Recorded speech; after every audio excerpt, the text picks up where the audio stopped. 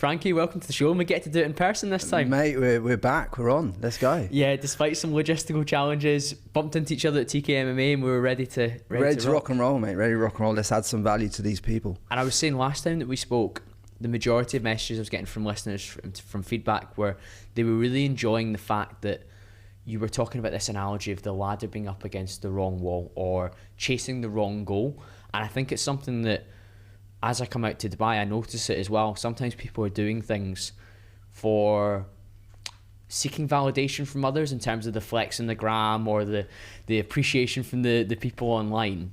And that's something that you've railed against for such a long time now online, in terms of like, let's break these patterns and flip these perspectives and push forward. What is it you're witnessing in that space right now? Well, let's just take Dubai for an example, because it's a perfect example of a place that you come to, very opulent. Everyone seems to be in certain spaces, like if you sell info products, like, you know, or courses, you've got the Loro Pianos on your feet, you've got the certain type of watch, you've got the certain type of car, you've got a certain type of apartment, you dress the same. There's a kind of look and a kind of way that people move here that's very similar to each other. And my whole ethos to life is the fact of like, is what you're actually doing what you want to do, or is that influenced by someone else's opinion, what someone else is saying? And what I say to people is this, right? If you look at someone's life, right, and you think to yourself, right, I actually want their life, you've got to take all parts of their life, right? You've got to take their family, you've got to take their traumas, you've got to take their business. They might have a 10 million a year business, but they might have a crap relationship with their girlfriend. So there's all these things that you've got to consider outside of looking at someone's life objectively and saying, hey, I want that life, I want this, I want to look like that person. When you emulate someone else, you take yourself further away from your North Star, because you're not actually finding out who you are. You're finding out someone else's narrative, and you're running someone else's program. So I'll give you an example of a famous guy that I personally know about on podcast, Iman Gadzhi, right? Let's just take Iman. Iman has smashed it, knows who he is, knows how he dresses, knows how he moves, knows what he's into, this, that, and the other. But what spawned off the back of someone like Iman is loads of Iman Gadzhi carbon copies. People trying to emulate what he's done, this, that, and the other, to varying degrees. Some have been successful, some are looking like him on Instagram, but not being him. But my question is to everyone, why would you want to be or emulate someone else's success? Someone said to me the other day, oh, Frankie, like, which podcaster do you aspire to be like? Which podcaster? Is it Joe Rogan? Is it Chris Williamson? Is it Stephen Bartlett? I said, I want to be the best version of Frankie Lee. I can't be anybody else. And as soon as you can learn that in your life, as soon as you can understand that the only person you can be is yourself, accept yourself, all your flaws, all your good points. Don't try and improve your negatives. Try and obviously work on them, and if they're toxic, obviously get over them. But try and improve what you're best at. So I believe one of the things that I'm best at is communicating and talking and expressing a point of view that gets people to wake up and move them through a certain level of things. So I'm going to lean into that, and I'm going to go more and more into that, and more into my authentic self. And I'm not going to worry about Jeff's opinion down the road or trying to imitate Iman's video angles on YouTube, because that's not my game. I can't. If you try and emulate someone else, you are just missing the whole point of what life actually is about. Yeah, you're speaking my language so strongly, and something that Chris Williamson, who you mentioned there, I really look up to, but again, don't want to try and be the Aldi or the B-Tech version of. Yes, you can admire how they've done things and how they conduct themselves, but to copy and imitate is not valuable at all. And Chris said on the very first episode that I ever recorded on the podcast, the persona is incapable of love, only faint praise. So by playing a persona or an act to be an Iman Gadzhi light, or a diet Iman Gadzhi, or a diet Stephen Bartlett, or whoever we're talking about in terms of the spaces that we operate within, you don't actually feel the praise in the same way. And we were speaking about this offline. If you had a particular guest on the podcast that you didn't align with, didn't really value, but it drove tons of views for the pod, it doesn't mean the same as if a podcast did poorly in the eyes of like the metrics and the downloads, but the people that did listen to it were impacted positively. Because if I look at how you've conducted yourself across the 200 odd episodes that you've recorded and the way that your show's growing, it's been very much, I'm going to stay aligned to who Frankie wants to be, rather than sell out to potentially be the biggest and best in the space. And I want people to understand the cost of that.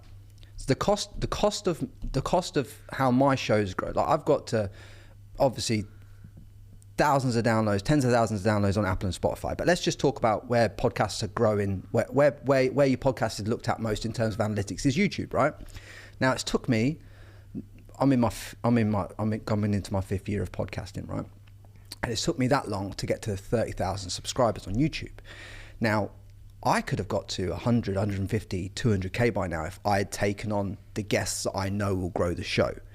The problem with that is I don't agree with the ethos of the message, and the podcast that I'm trying to create is similar to what you're doing here with what the conversation we're having now.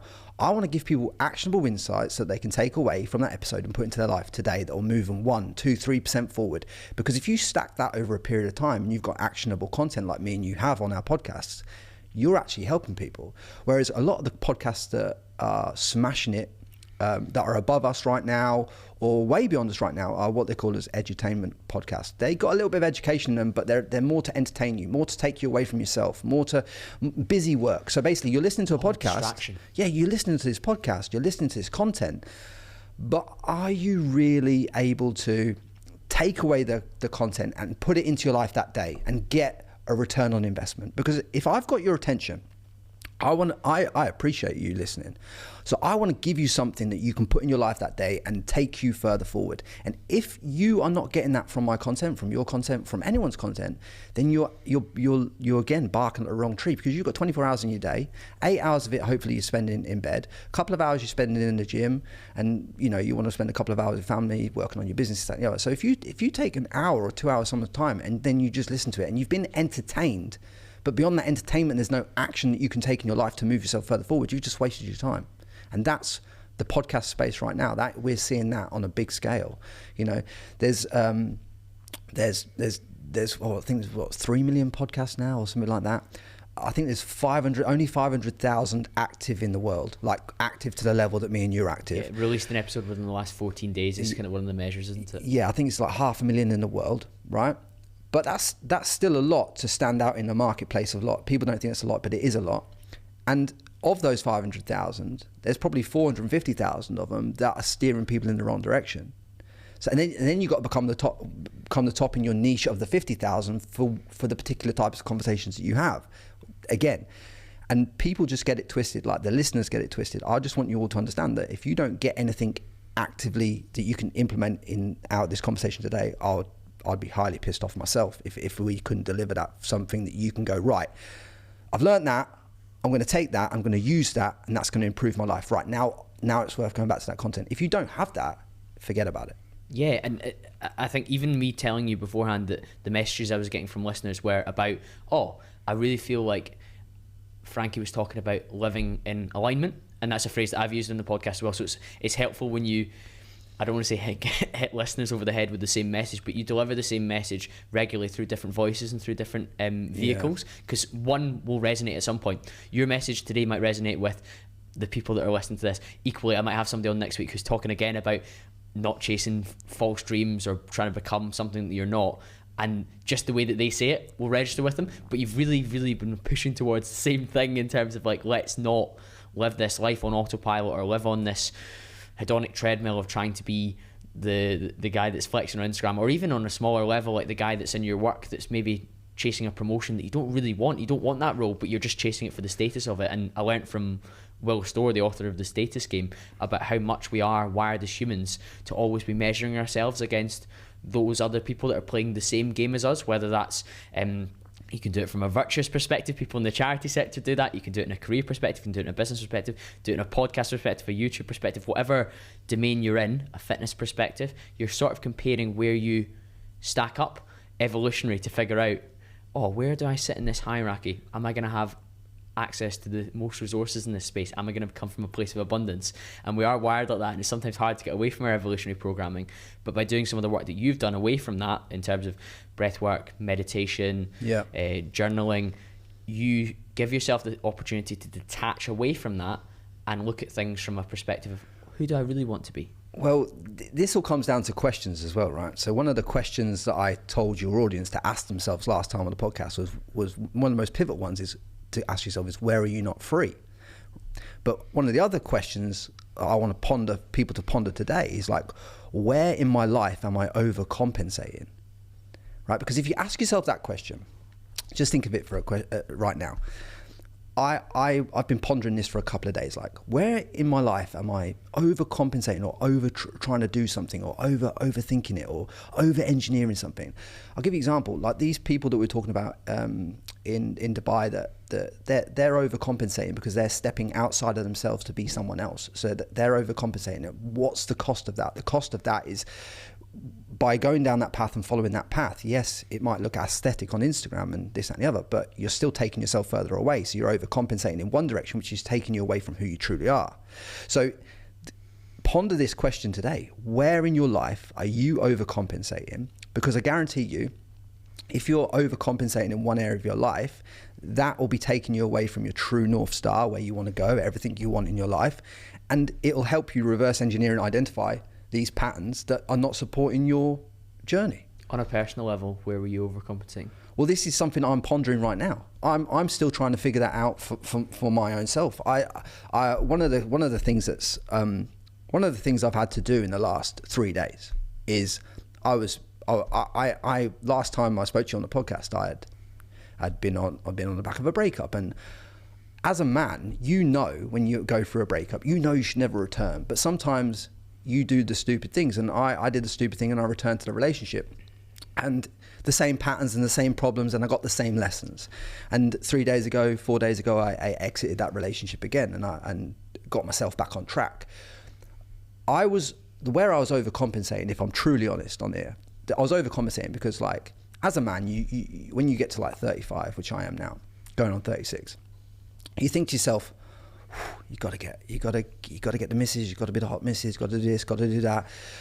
You know, there's a lot of pressure on you as a man, especially in the public eye, when you've got followers on Instagram and this, that, and the other. Like, you think to yourself, you got to have this, you got to have that.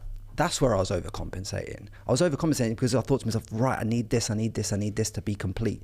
No, what I need to do is I need to get back to myself. I need to get, which is where I am now and where I'm working towards all the time, understand myself and attract in the right person for me that understands my values, because what also was happening is I was compromising myself, like, because I was accepting certain things in my reality from this relationship that I would never accept in a million years. But over a period of time, your gears get ground down, and you get softer, and you let things go, I'm telling every single one of you that's listening to this right now that if you've got non-negotiables in your life as strong as what I have, right?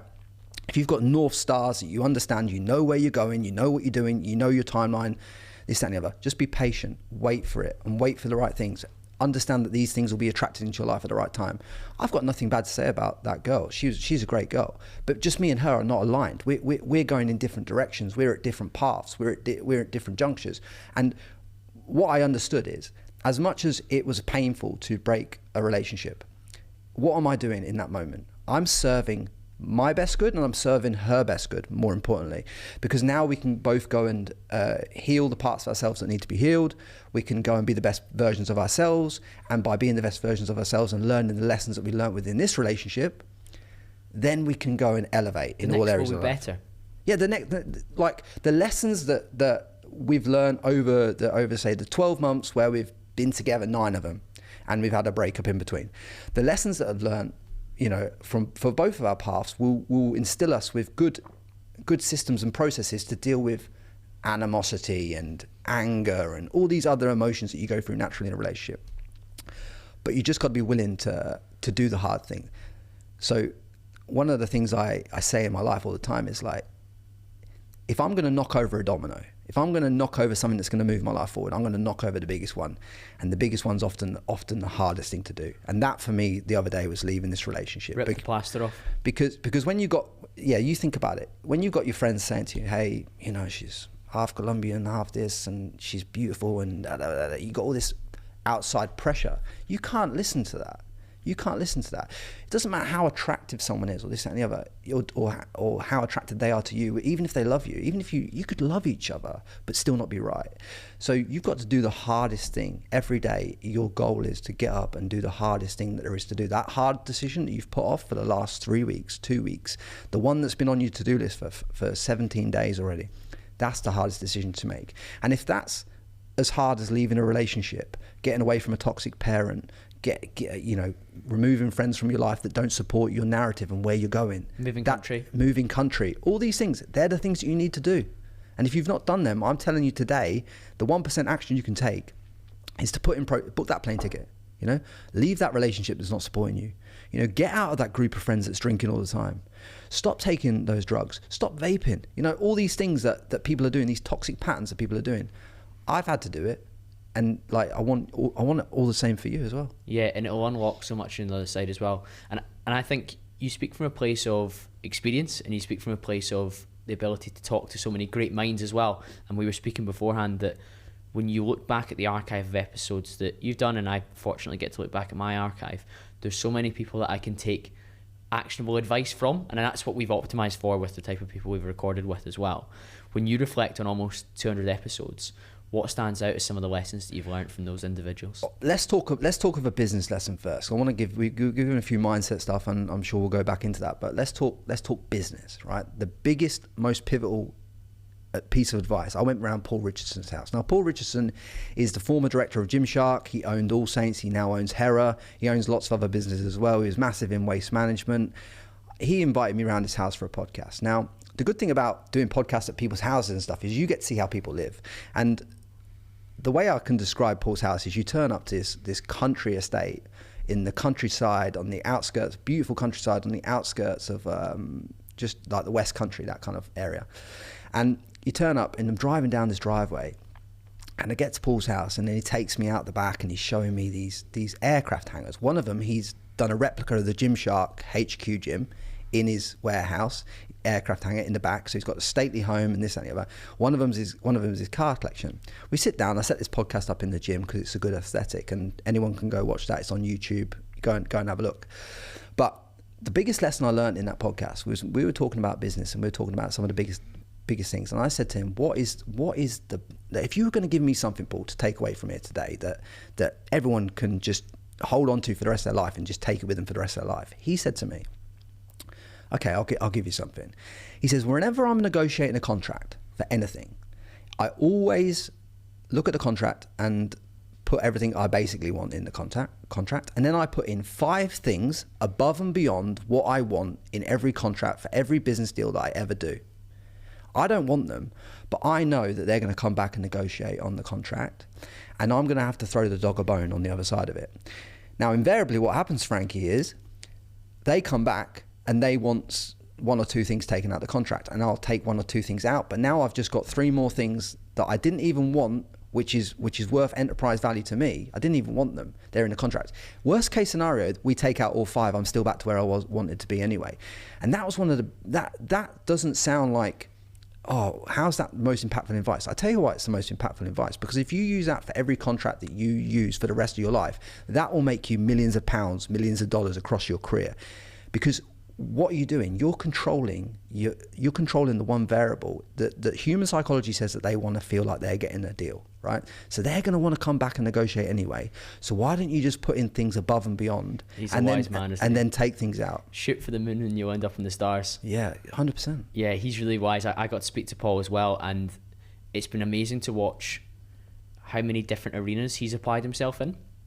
And when he has principles like that, which are universal across whatever business you're in terms of contract negotiation and getting best possible value, as you said, enterprise value, you can see why it doesn't matter whether it's waste management or clothing or sportswear or some of the other business interests that he's got.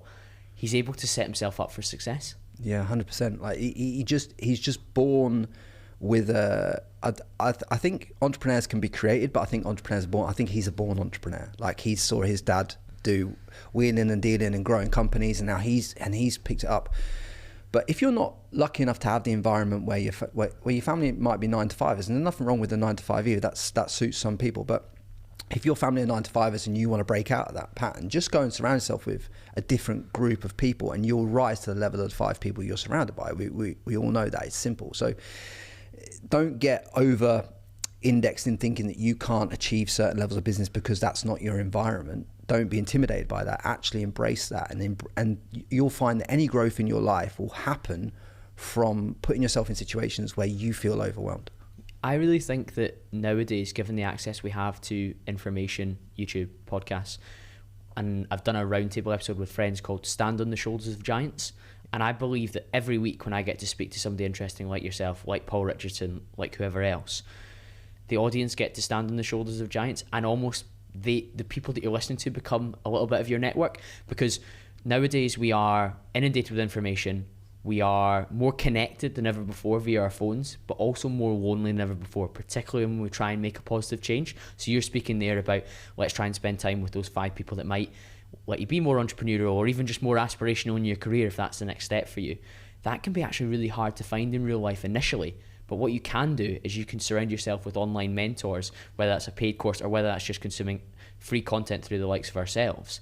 You can actually dial into these people all day, every day, and give yourself that opportunity to sort of rewire how you think and how you behave. Because if you listen to your podcast for 2 hours a day across your whole archive, you're going to get through it over a period of time. Yeah, for sure. You're going to continually level up. You're going to hear new things from Paul Richardson or whoever else has been on the show recently, like William Brown, and you're going to get access to information that you would normally have to pay for if you didn't subscribe to the right podcast. If you spent 200, if you spent 200 days listening to our content, and just our content, so you just went, okay, right, I'm going to spend 200 days listening to Colin, or I'm going to spend 200 days listening to Frankie, or I'm going to spend 200 days listening to Dave, or I'm going to spend 200 days listening to Chris Williamson, or whatever, right? It is. Just spend 200 days without that one person. The caveat I'm saying is, I'm not saying what you've said is wrong. I'm saying what you're saying is right. But I have, the difference of opinion I have on it is the fact of, like, I just know from my own lessons that if you're going to pick someone online that you're going to listen to one. Listen to one person's content, because now you've just cut all the noise out. You listen and you execute on one person's content, and you get value, and you start making money from it, and you start up-leveling your mindset from it, you start moving yourself forward from it. Don't listen to 16 different things, dip in and out, and be a half in, half out person. Either be all in on Frankie Lee, or all in on Chris Williamson, or all in on you, or all in on someone else, but just be all in on something, because the chances are you've never been all in your entire life on anything. So at least if you resonate with what we're trying to build in our respective spaces, if you resonate with what Chris Williamson is trying to build, just go all in on the guy, back him, subscribe to all his channels, listen to him, write him a review, share his content. If you get value from someone, pass that value on, give it to other people, put it in other people's ears, send it to other people. Like, all that energy that you're creating by doing that creates more feedback to you and more things that you get back in life. Energy is a perpetual motion, right? It never stops. It's infinitely moving. So if you just keep constantly putting out good, it stacks in value. That's why I know that podcasting is a 10-year game to me. Right? I knew that from day one, because I can't expect, I couldn't expect 100, before I even had like 10,000 downloads, you have to have one download, right? So people try and overskip the process and try and say, but if you accept that whatever you do is if you're wherever you are right now, let's just meet you. Imagine I'm coming to meet you where you're at right now, whether you're in your car on the way to work, wherever you are, I'll meet you where you're at. Okay, cool. We're where you are right now. Do you think if we applied ourselves to 200 episodes of any said podcast, and we just execute on the information that we were given within the conversations, because we're not talking about edutainment podcasts, we're talking about education podcasts. Do you not think that in 200 days' time, you'll be in a completely different reality than what you are now? Yes, if you execute on the information that as you listen to it. One thing per episode would change your life. Change your life. You imagine if me and you go and listen to something for 200 days straight and just implement one thing out of every hour of content. One thing per hour. That's all I'm asking you for. Listen to an hour, take one thing, run it. Try Facebook ads, because you listen to some guy talking about Facebook ads and how if you learn to do Facebook ads, your marketing's this. All right, go and implement this thing in your mindset, this thing in your productivity, this thing over here. You become a different human being. You recreate who you are.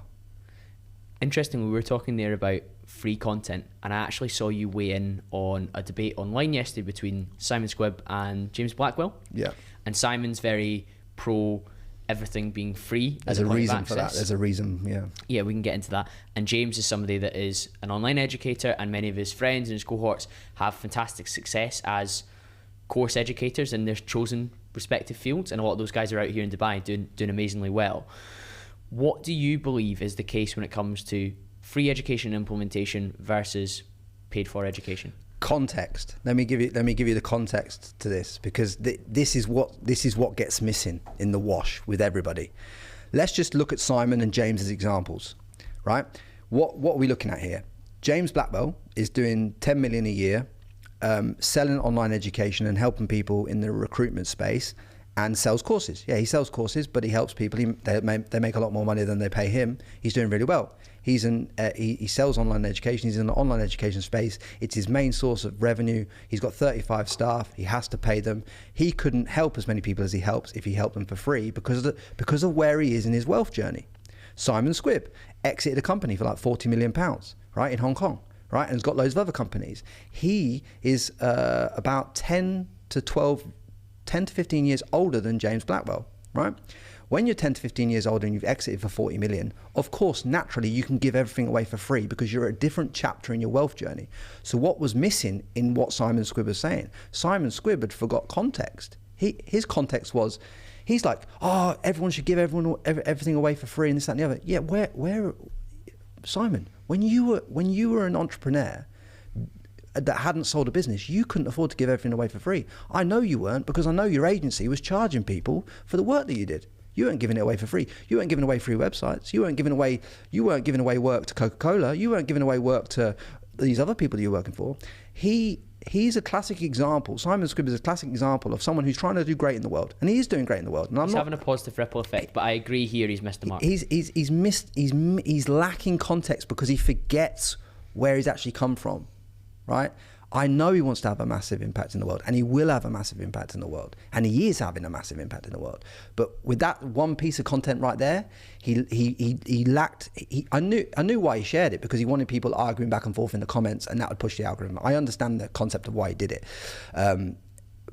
So it got the virality. It was also good natured, which I think is key. And James has reshared it with his audience because it's been done on a basis where two gentlemen who respect each other were able to have an upfront conversation about where their perspectives lie, and people come from different perspectives, as you've just explained. This is sometimes a woke term, his lived experience is different from James's. So the caveat to finish it, neither was right or wrong, but the context that was missing was looking at where people are in their wealth journeys, and you have to be at a certain level of wealth before you can give back to others for free, right? And I think 40 million is a hell of a level to get to. Congratulations to him, and I think he's got hundreds of millions beyond that now.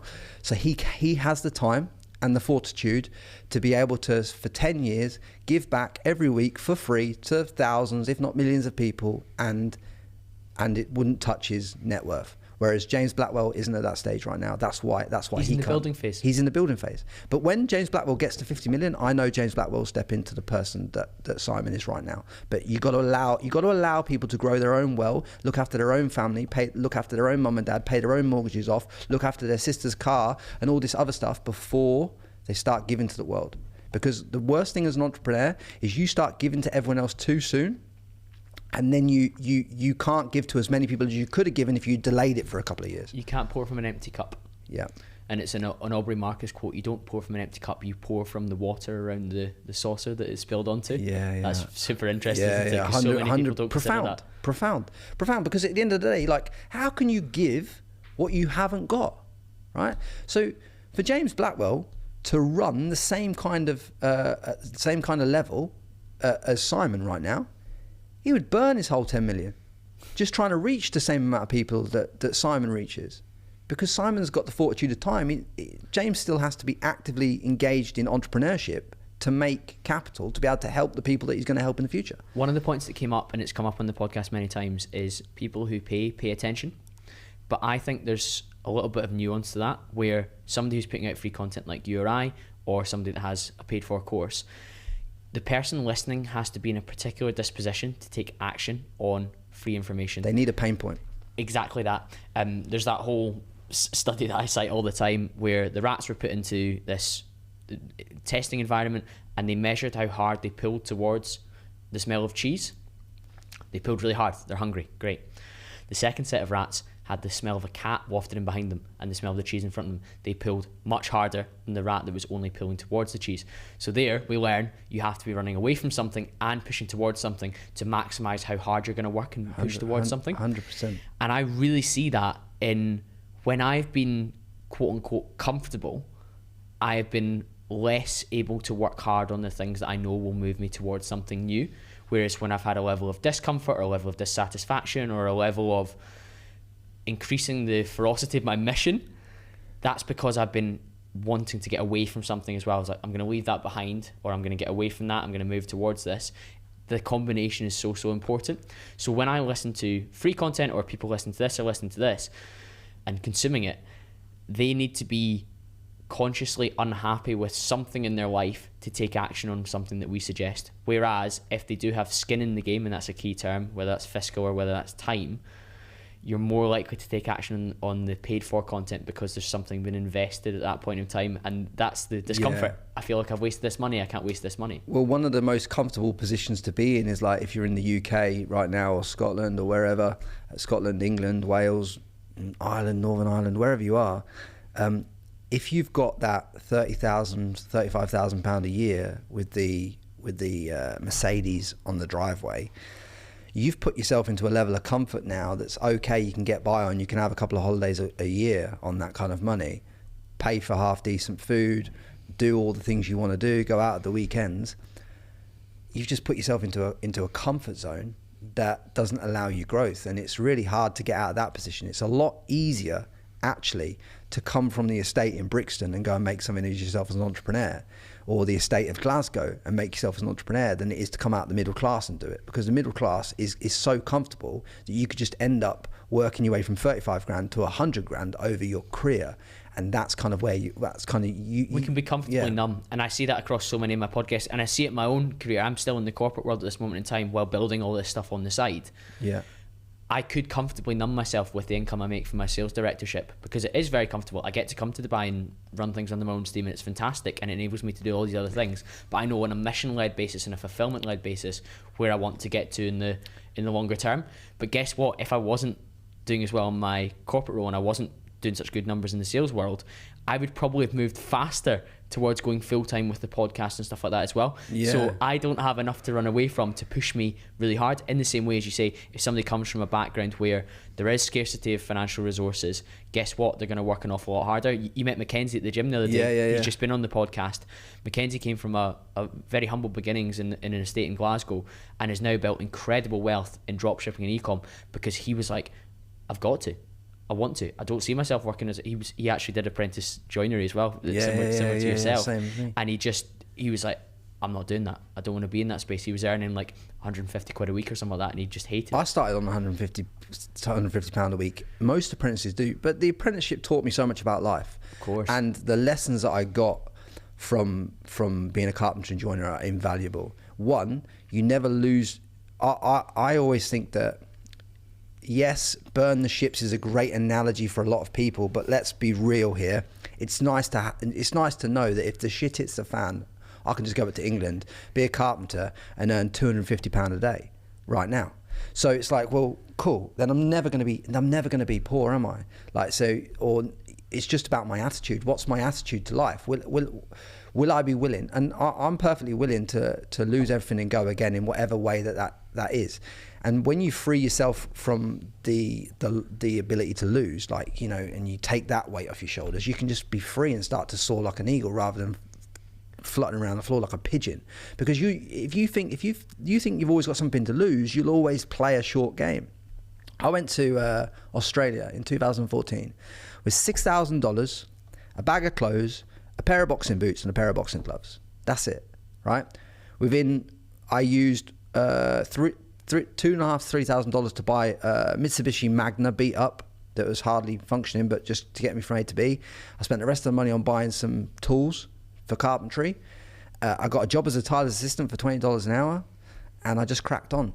I didn't even get paid for my first 3 weeks' work because the guy ripped me off. And then I was at a point where I sat on the beach and I'm looking out at the ocean and I'm broke, and I've got like I think I had a pot of peanut butter in this like bedsit place that I stay in, an apple and a loaf of bread, right? That's all the food I had at the time. And I thought to myself, mate, like, even with that, this is still better than England. Like, because like, I can turn this around. Like, I can do this. I can change my narrative. All I got to do is just get a carpentry job, because carpenters out here are paid $35 an hour, and that changed my reality. And I got that job, and I went on labour hire for $30, then I got $35, and then I got $55 an hour. I went all around Australia fitting out Zara's, Louis Vuittons, Givenchy, all these Gucci, Rolex Luxury stores, yeah, all fitting out all the luxury stores, getting paid. Yes, I was swapping 12 hours a day of time, poor sleep, poor nutrition, poor everything else. But at that point in my life, it just changed my reality, because it gave me a pot of capital that I could then take a few weeks off, allocate some to get in residency and then on to citizenship in Australia, and just move my whole life forward. So I changed my reality. But sometimes you have to be willing to lose everything and a part of yourself you didn't even know you could lose before you can go and win or appear to win. People look at other people online and think they're winning. What few of you understand is what sacrifices have they had to make that happen. You're talking about working a sales role to fund your podcast. I own contentremoval.com, right? I set that up in 2017. Contentremoval.com has funded all my investments. It's funded me paying off my mortgage. It's changed my life in a lot of ways. I'm still removing content for celebrities, brands, influencers, and all that like. Why am I still doing that? Because it allows me to not have advertisers on the podcast. It allows me other stuff, you know? So I've got more time and more ability to stay the test of time.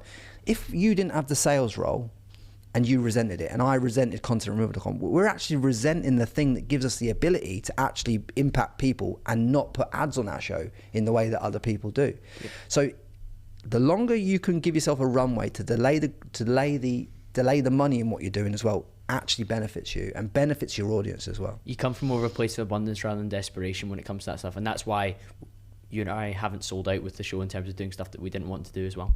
Yeah, but eventually we have to get to the points of our show where they are monetized, where they are paying us back, or at least breaking even and beyond that, because we deserve the right to do that as well, because we've put in, you know, the years to do that. Like, there is an element of that. But the longer you can delay without doing that, the longer you can kick that can, and the more value you can add, the more you can make ethically at the back end, but also use that ethical money that's made and supports the show to do what Chris Williamson's now doing, where he produces content at a high level. Why can he do that? Because Gymshark are paying him. He's got New Tonic. He's got this. He's got his book coming out. He's got his tour, everything else. But he didn't have all that day one. He just started podcast, email list, boom, boom, boom, boom, boom, all the pieces that we all start. And he just built it over a period of time. But he's still giving, the still top of funnel stuff is all free. But then obviously you've got paid levels in that and affiliate links that give him good revenue, so he can produce at the level he's producing at. And we all need that in podcasting. Otherwise, we can't continue past 5-10 years. Completely agree. Let's go back to some of those other lessons that stand out from all these wealth of amazing individuals you've got to speak to. One thing that I was speaking to a guy called Adrian Portelli. I don't know if you've watched the episode, but Adrian Portelli, he makes zero. He went from 0 to 60 million a year with 0 employees. Right, so that's a pretty bold statement. What he owns a car giveaways company called LMCT Plus in Australia. One of the things that he did, which is what I encourage all of us to do, is he said he brainwashed himself. Like, he told himself that he was going to be successful in this, that, and the other. Everyone in his external reality was telling him every reason why this would fail, why this wouldn't work, all this stuff. His mum, his dad, everybody's telling him why it wouldn't work. One of the key pivotal things, he said, bro, I just brainwashed myself every day.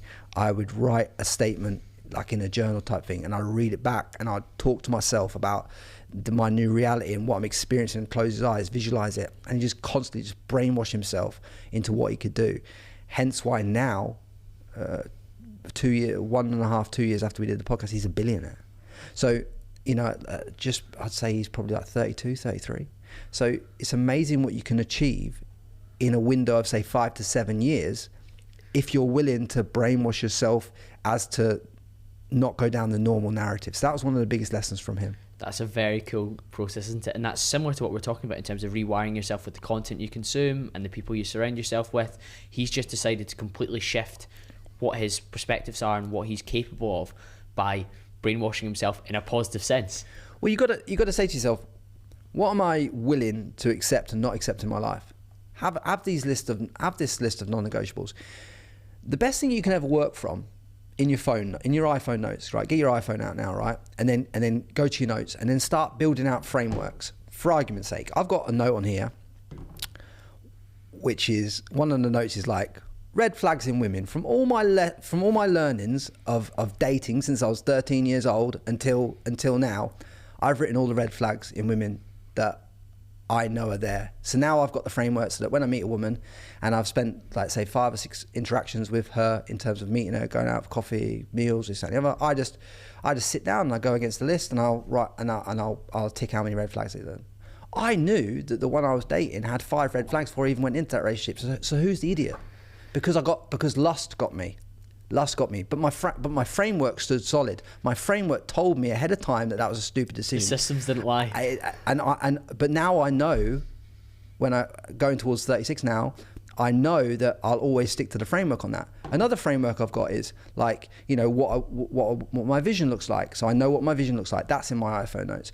Other frameworks I've got is, like, you know, I don't accept people, like things I've got listed on other frameworks, like things like I don't turn up late to other people. They don't turn up late to me. I don't accept it. It's not my reality. I found out about this podcast being today at 9:20, but I was still here for 10 a.m. right? Because I just made it happen because I don't like being late. I was still here. You live by your values as well, Frankie. Like, you and I have had one long conversation back in January, a few messages back and forth, caught up at the gym the other day, and we connect because you're a man of your word, and you're the same as in person as you are online, which is key. Well, it's like we already knew each other, right? Yeah, exactly. That's how it should be. Exactly that. And I think when you are, and it's an overused word online, authentic, it's much easier to build genuine connection. And I mentioned the persona right at the start when we were recording. If you were acting as Frankie the podcast host, and that was very radically different to how you behaved in all other areas of your life, I think that would be more exhausting as well, because you have to dial it up and down in terms of how you behave across those. Well, this is why I exited that relationship again, because I start to feel like I was not saying things and I was not doing things that I would normally do. I'd normally have a certain routine of breath work and this, that, and the other, and that was falling by the wayside, and my intensity in the gym was falling by the wayside, and things start to fall by the wayside. As soon as you notice that in your reality, whether that's because of parents, girlfriend, boyfriend, or some other thing that's going on in your reality, as soon as you notice that, you've just compromised your non-negotiables. So it'd be a good idea then, if we're going back to frameworks now about things they can action in their life, to build all these frameworks out on your non-negotiables on your iPhone, so that you know what you will and won't negotiate on. And that goes for relationships, in business, how you move as a human, in your training. I've got my training non-negotiables on there. I've got all these things on there, schemes. But your iPhone and your Apple Notes is the best tool that you've got available if you've got an Apple phone, because that thing can be your CRM for your leads. It can be all your notes, all your frameworks, everything. You can just work on the move. You should always be journaling into that. If you're going to be on the phone and you're going to be flicking through content, every time you flick through TikTok or if you flick through all this crap and you see some insight, go and write insights. Have a lessons tab in your iPhone. Just have all these different frameworks.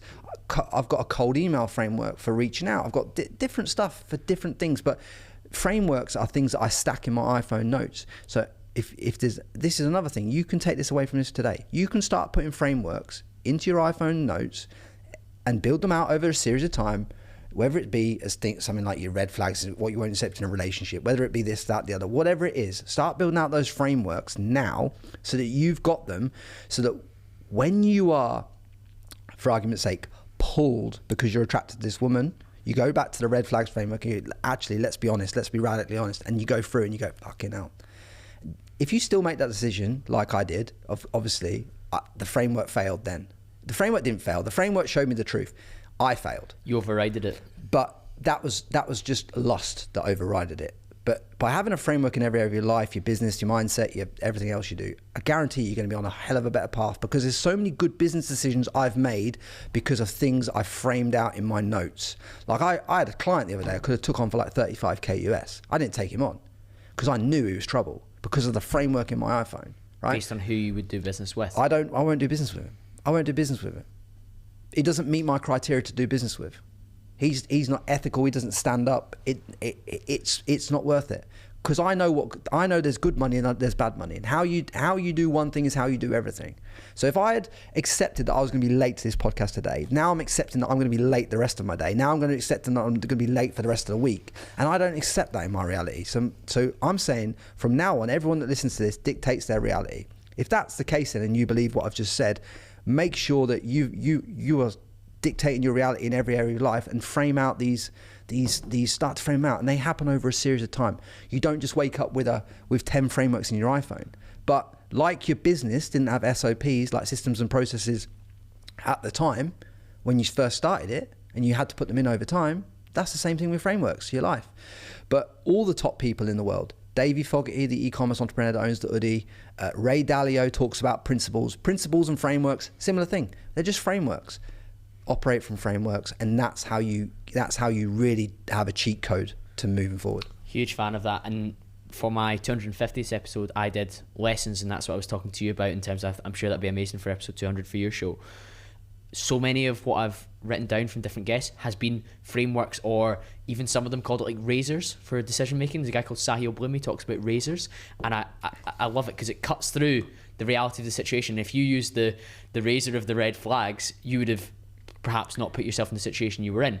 And it's so valuable. And I think for most podcasts, most successful guests that we're going to speak to are going to be able to hark back to some sort of tool that they use to make decisions or to live in alignment with. Yeah. And if you could build out your iPhone notes with so many, and when you're talking about conscious use of your iPhone, and then pin them to the top as well.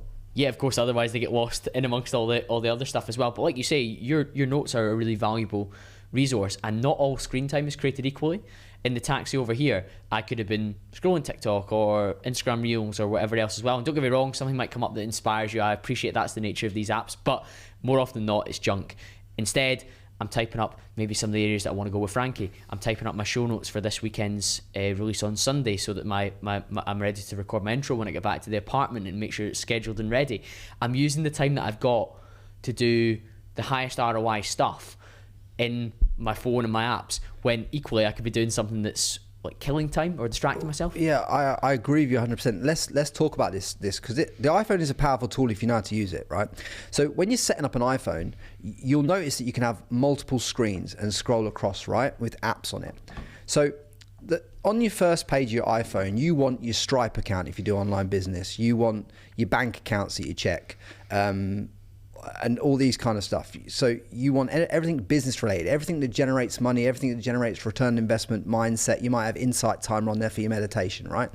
On the second screen, you want to have, maybe you have your emails and a few other things. And then on your third and fourth screen is where your social medias and all that kind of stuff wants to go, because you want to actually have to flick through 4 screens before you get to the social media. You don't want to open your phone and on the home screen see any apps. So I take all the apps off the home screen normally. I take them off the home screen. Then I put the most important ones that earn the money on the second screen. So when I open the phone and look at it, I'm just seeing the time. I don't, and the call button at the bottom, and maybe that's it, and maybe my business WhatsApp, but I'm not seeing any other apps. Then I scroll across. Now I'm seeing, what am I seeing? I'm seeing my Stripe, I'm seeing my anything that generates money for my business and everything like that. Then what am I doing? I scroll over one more screen. Now I'm seeing email. Now I'm seeing stuff where I can get dragged into. Then I swipe over again. Now I've got WhatsApp, Instagram, blah blah blah blah, blah, all the crap, all the crap, the turd environment shit. Design. And not only that, turn off the notifications on the 4th page stuff, so that you go and check it at premeditated times that you set in your calendar through the day, and check it for 15 minutes at a time. Yeah, I'm a huge fan of that. I learned a lot of that from Nir Eyal. He wrote a book called Indistractable. Yeah, 100%. Had him on the show back in 2021, which was really cool at the time. I think that's where I learned this phone screen stuff from, actually. That book. Yeah. It is great, isn't it? And Joe Rogan, funnily enough, has a folder on his phone with all his social media, and it's called like Junkie. So when he opens it, he's like, "You junkie, you're going here for the dopamine to chase it through Instagram or Twitter or whatever else he's on." And having your phone set up in a particular way just allows you to make the most of your time far more often. So I used to be really addicted to Instagram, and I've dramatically cut that down. And now at the moment, my problem is Twitter. I'm going on Twitter a lot. I don't even write a lot on there. I'm not got a big following on there or anything, but I'm losing a lot of time consuming other people's content. Some of it's good, some of it's not so good. You can get sold many narratives by consuming that content. So it's like you can also get like app blockers, certain things where you can just, you know, move certain things and block yourself from accessing that app for a certain amount of time. You can actually do that from inside the screen time app as well, like put locks on. I suggest that we all do it. It sends the apps that you shouldn't be using at the time, that you know you shouldn't be using, for certain periods of the day that you block out for your deep work. It sends them grey, so you can't get in them. You can get cold turkey on your laptop as well, which is one of the most popular ones with my copywriting friends, who of course have to probably be the most dialed in to actually type for long periods of time. And I know from the likes of Nereal, a lot of the time when we move away from a task that we're doing, whether that's writing our email letter or whether that's dealing with our accounts or updating our CRM or whatever, we're coming from a place of discomfort. We seek distraction. And that's not discomfort. It's not like real pain. It's not like somebody hitting you in a boxing ring, but it's uncertainty about what to do next, or the unpleasantness of the task being a little bit slow. So instead we look for something cheap and easy and fun, like, let's check my emails or let's check my Instagram DMs, because we can tell ourselves that that's useful or helpful, but it's actually moving us away from what we told ourselves we were going to do at the time when we said we were going to do it. 100%. And one of the things I've been doing as well is, like, even when I go on these dopamine apps, like let's just take Instagram, say I end up on the explore feed, I go and mute all the content, like, you know, the type of content I'm talking about, all the bikini shots, all the anything like that. I just put not interested. Just over a period of time it changes the feed.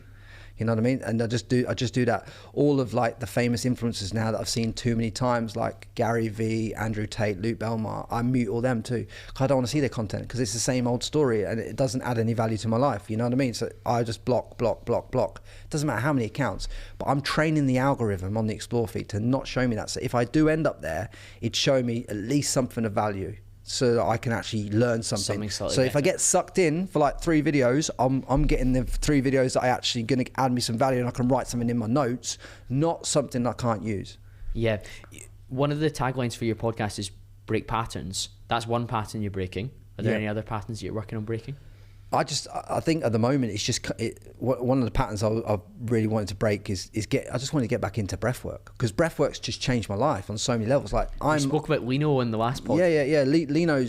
Lino Holler, Coach Holler on Instagram. He changed my life when we did breath work back in the day, like 3 or 4 years ago, and put me on the path. I've just got back to breath work, and I've not done it today yet, but I'll do it after this podcast. Otherwise I would have done it before this podcast. But I'm doing what they term as somatic breath work in a minute, which is all about when you just broken up from a relationship or had any kind of thing that could potentially leave a trauma or anything unhealed. The best thing to do is to try and release and process anything that might be stored in you at cellular level, and somatic breath work is the way that you do that. So I'm using somatic breath work, even though I don't feel traumatized or overarching on about this topic at the moment. Consciously I don't feel like that, but subconsciously I don't know. So I'm just making sure that I'm processing all that. So I will do that for a period of like 2, 3, 4, 5 weeks every day, and until such a period of time that I feel completely cool, and then I will go into other forms of breath work and stuff like that, like stuff to release like DMT, like in your mind, to hit the pineal gland and all sorts of stuff, where I go into like 45 minutes which is all about visualizing your future self and stepping into your future-based reality with breath work. And there's some wild stuff. If people actually, I want to caveat, because I know before we talked about on the podcast about like DMT and mushrooms, right? And doing those kind of modalities. And in a controlled environment, they're great. But one thing I want everyone to do to listen to this podcast, explore breath work, download Insight Timer or some app like that, whatever app works best for your breath work or anything like that. Lean into the breath and learn the power of the breath, and learn how the breath can transform your reality, transform your mood. So you can do breath work before you go to the gym, and it will give you the equivalent to taking a pre-workout. It will give you the endorphins to push through the workout. You can do breath work to calm you down. What you notice is when anyone's going through anything in their life, the first thing to change is your breath. The first thing to change, and the last thing to change before you snap back into it, is your breath. So wouldn't it be prudent then to learn how to control your breath and how to breathe properly? Because we all think we've been breathing since we were children, but we've not done breath work. Breath work allows you to access parts of yourself you don't even know exist, which allows you to access creative ideas. And if you struggle to meditate, or think you struggle to meditate, I guarantee you do 10 to 20 minutes worth of breath work with the breath holds at the top and the pauses and when you blow the air out and pause at the bottom, 30 seconds a minute, you'll drop into a meditation that will teach you more about yourself than you'll ever want to learn so easily compared to if you just try and meditate straight off the bat. Interesting. It's so foundational. The only breath work that I've really experimented with is NSDR, so non-sleep deep rest, and it's a guided breathing protocol for between 14 and 24 minutes normally. Andrew Huberman's a big fan of it, and I actually used it instead of napping. So in Dubai, I'm normally burning the candle at both ends because I've got podcasts on, I've got so many friends here that I want to see for dinners, and stuff ends up really late here, so you're getting quite stretched. I'm still hitting my training, I still want to be outside in the sun, albeit it's getting a little bit hotter than I'm normally used to. When I was doing NSDR, it allowed me to relax, down-regulate, and it's all about nasal breathing initially, and then out through the mouth, and then it becomes purely nasal, and it also gets you to focus on different sensations across your body. The presence I feel from it, Frankie, is absolutely frightening. It brings you back into yourself. So presence, what is presence? Presence is the present moment. What is the only gift you have now? The present moment. That is the gift. What we have a real predetermined way of doing is we decide that, well, most of our worries and most of the things that we're thinking about come from our past or come from our future reality. So we worry about things that haven't happened yet, that probably never will happen. Half the things I've worried about in my life, 90% of the stuff I've worried about has never happened in my reality. It hasn't come to fruition. Never. I'd say like 9 out of 10 worries that I have don't happen. But I spend time there, which means if I spend time there, every other human spends time there too. So if you can just get into the present moment, which breath work allows you to do, the meditation that takes you there further beyond that, if you can just use that time every day and just give yourself that gift of that present moment, even if that present moment is 10 minutes, 30 minutes, an hour, to be able to say at the end of every day, for say 200, 300 days now, that you've given yourself the fortitude of time to sit with yourself for 10 minutes, half an hour daily, just to observe your own self and what goes on in your crazy mind, and just get some insights that download into your mind that you don't know where they come from, but holy fuck, that's going to change my life. Why wouldn't you do it? On a practical level, you mentioned that you have conscious time when you agree that you're going to check the phone, albeit X has kind of nudged its way in there. Do you block out time when breath work is scheduled for it to happen, or how are you fitting it in? So at the moment, obviously, with everything that's been happening in my life in the last week, obviously there's been a lot of up and down, right? And a lot of stuff that needs to be processed, and to get back to my old self, to get back to where I'm fired and wired in a way that I'm like, do you know what I mean? But what I'm going to do is I'm going to the Tyson Fury fight this weekend in Saudi Arabia. That'll be my pause, that'll be my break. I'll go and enjoy that, go and watch him fight Usyk. Whatever happens, I'll say ahead of time, I think Tyson Fury beats him all day. But anyway, on Monday, I will schedule and I will time out. Okay, from Monday, I will schedule my wake-up time. I'll schedule my bedtime. I'll schedule my morning routine, and I'll schedule my bedtime routine. And then I'll allow certain things to be filled in certain parts of the calendar per day. So for argument's sake, my morning routine, I might wake up at, say, 7. I like to do the gym in the morning, so I might start work at 9. I might book out 9 till 12 as deep work. But in that morning period, I've done the gym, breath work, and maybe a short meditation. That's my morning thing. And then at night, it's like, what am I doing at night? I schedule out, say, between 8 and 10, and no phone, and I'll schedule out between 8 and 9 to plan the day ahead. Get all the thoughts out of my head. So I'm writing them down in the journal. I'm getting everything that I think about, that I think's important, or that I think needs to come out of my head. I'm dumping it onto like a notebook at the side of the bed, or whatever, just so that I got it out of my mind. Because what I've found is when you get things out of your mind onto paper, it allows you to sleep better. You can drop in to the deep and the REM sleep quicker if you've got things out of your mind. The worries are gone. Yeah, because you've just put them on paper. In the morning, when you look at it, you can go, oh, that's not important, that's not important, that's not important. What are my top 5 movable things? Look at it, but you've dumped it all there in the night before. You can only pick your 5 movable tasks from that day, from that pad dump that you did the night before. It's just an easy way to set up your day. It gives you that reassurance. Wonderful, mate. Well, Frankie, that has been an absolute power hour of us together again. Part 3, I reckon, when I'm back in November time. If people want to continue the conversation with you, where should they head towards right now? I would encourage all of you, if you listen to podcasts anyway and you've got to this point, like, I would love you to listen to my podcast, the Frankie Lee podcast. I mean, that would be epic to have you on there, listening to that, adding value to your life. You can connect with me on Instagram at Frankie Lee. You can follow me there, and anywhere else you get your podcasts or your media. And I hope this one's added actionable value to your life. And I believe it has, Frankie. Yeah, hopefully it has. But one thing I want to say, and I said this at the end of your last podcast as well, just do him a favor, right? Just follow him on every platform, subscribe to his podcast, rate and share it, review it on Apple. Just put the work in, so that he's out here doing good work, putting the time in. Just make sure you're supporting him on the platforms that you're listening on, and you don't be one of these ghost people that takes content and doesn't add value to his life. Frankie, I appreciate you. Both of those will be linked in the show notes. Thank you very much, and thank you to you, the listener. I'll be back to speak to you all again very, very soon.